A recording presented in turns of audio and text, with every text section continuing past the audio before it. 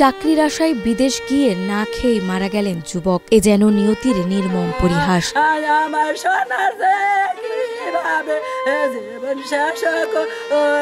এদিকে সন্তান হারিয়ে মায়ের আহাজারিতে ভারী চারিপাশের বাতাস।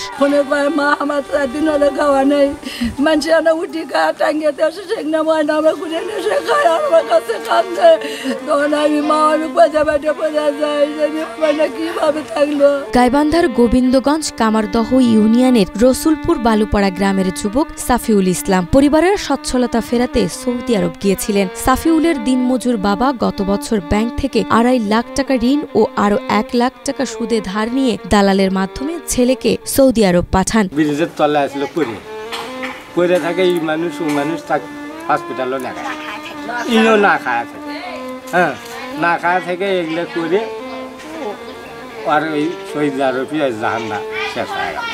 কিন্তু সেখানে গিয়ে বৈধ কাগজপত্র না থাকায় কোনো কাজ পাননি সাফিউল। চাকরি খুঁজে ব্যর্থ হয়ে 15 মাস ধরে কখনো মসজিদের খাবার খেয়ে, কখনো রাস্তায় কিংবা ফ্লাইওভারের নিচে অনাহারে দিন কাটাতে থাকেন। অবশেষে অসুস্থ হয়ে গত 28 জুলাই সৌদি আরবের একটি হাসপাতালের গেটেই মৃত্যুর কোলে ঢলে পড়েন তিনি।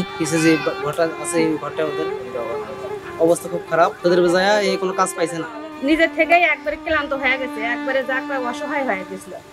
অসহায় হওয়ার পরে সে মারা গেছে। স্থানীয়রা জানান একই গ্রামের দালাল মিস্টারের মাধ্যমে সাফিউল ও রনি নামের 2 যুবক সৌদি আরবে যান। এর মধ্যে সাফিউল মারা গেলেও রনি এখনো সেখানে মানবেতর জীবনযাপন করছে। এই নিয়ে দালাল মিস্টারের কাছে একাধিকবার সুরাহা চাইলেও তিনি কোনো ব্যবস্থা নেননি, বরং ভুক্তভোগী পরিবারকে হুমকি দিয়েছেন। 10,000 টাকা দেওয়া পর বলছে আবার 10,000 টাকা নাকি পরে দিন, আবার 10,000 টাকা মেচা দেনে খরচ করে এনে দিন, দিয়ে ওই টাকা কোনা নিয়ে মোবাইল কোনা কারিয়ে নিয়ে ময়না করে ভাগশালা ভিজে তলে ফেলে দিতে ওরা চলে গেছে। আমার সন্তান আমার কাছে নিয়ে এসে দেখবো, আমি সন্তান দেখবো।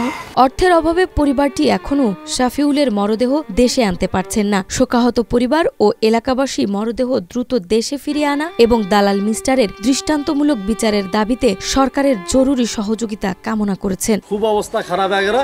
মিস্টার যে 6 লাখ টাকা বিদেশ পাঠালো, কোনো আকামা নাই, কিচ্ছু নাই, কোনো কামাই কাজ নাই, লাস্ট হচ্ছে মৃত্যু হয়ে গেল। মিস্টারের আমরা ভিসা চাই, সুষ্ঠুভাবে ওরা একটা ভিসা চাই, ও যেন আগামীতে কোনো মায়ের সন্তান এভাবে না করতে পারে, নিতে পারে। ঘটনার পর থেকেই পলাতক রয়েছে অভিযুক্ত দালাল মিস্টার। এদিকে সমাজসেবক কর্মকর্তা জানান তারা বিষয়টি সম্পর্কে অবগত হয়েছেন। ভুক্তভোগী পরিবার সাহায্য প্রত্যাশা করলে অবশ্যই অতি দ্রুত সমাধানের উদ্দেশ্যে পদক্ষেপ গ্রহণ করা হবে।